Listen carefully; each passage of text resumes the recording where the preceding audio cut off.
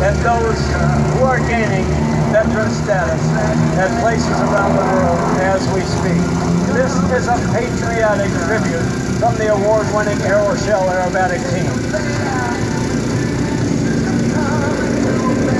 Team leader calls for a just to the right. Now, hits a front position. Keep an eye on the leader's aircraft. Right now, he calls for smoke on. Ladies and gentlemen, the triple downward bomber salute as they take forward indication.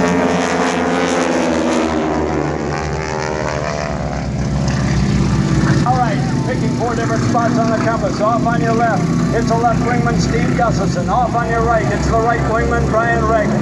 They catch sight of one another right about in here. They're going to cross over 3 distinct times.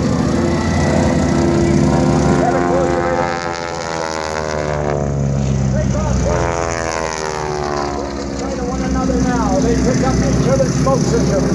On the top is the dirty double cross. They're trying to cross the bottom for the triple cross as they fly away.